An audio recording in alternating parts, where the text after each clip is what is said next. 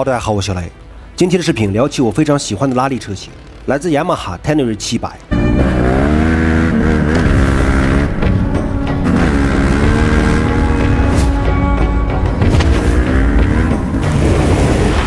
我们也可以直接称之为 T700，因为它这个名字来自阿拉伯语，很拗口。在阿拉伯的图阿雷格语中，属于沙漠或者荒野的意思。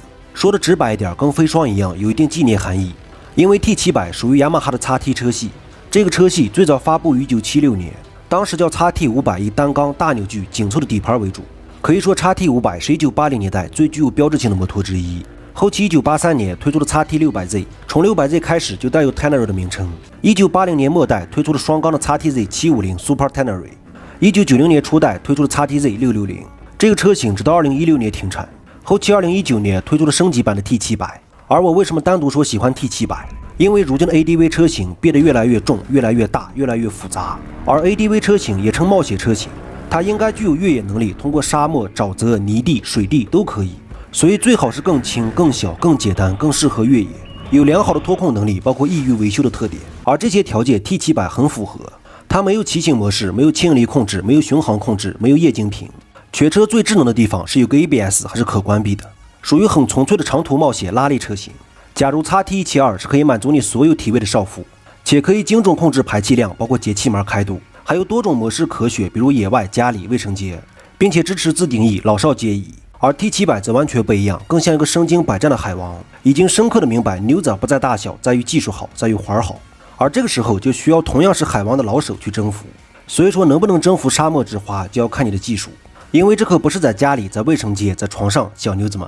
有点扯远 ，T700 的发动机是来自于 MT-07， 包括 XSR700 同款的双缸发动机，是一台液冷 689cc 4中程并列双缸发动机，双顶置凸轮轴，每缸4个气门，使用了交叉平面曲轴6速变速箱链条传动，最大马力9000转，爆发72匹，最大扭矩6500转，爆发68牛米，前轮胎21寸90，后轮胎18寸150，使用的辐条轮毂，倍耐力 ST2 轮胎，座椅高度879，离地间隙24毫米，装备总重量205公斤，油箱容量16升。大家千万别拿 MT-07 的动力跟 T700 做比较，虽然发动机和动力差不多，但是齿比和电子燃油喷射设置完全不一样，就好比 CB1300和本田 X4 的区别。另外配备有拉力赛专用的连杆后悬架，可以提供200毫米的行程，前悬架行程210毫米，支持全可调。它这个仪表盘很有意思，很紧凑，可以显示档位、燃油、油耗等等。原厂配备有导航支架，可以加装 GPS、越野路数，包括手机等等。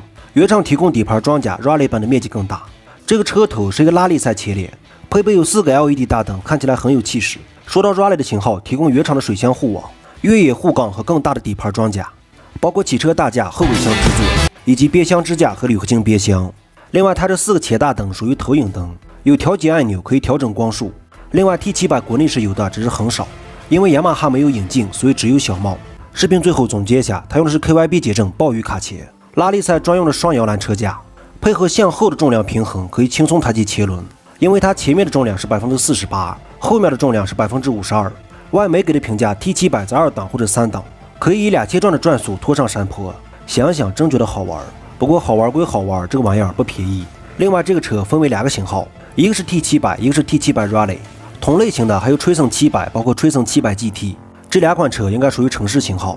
至于 T700 的对手，我觉得应该是川崎 KLR650。因为这2款车更像加大排量的领导车型。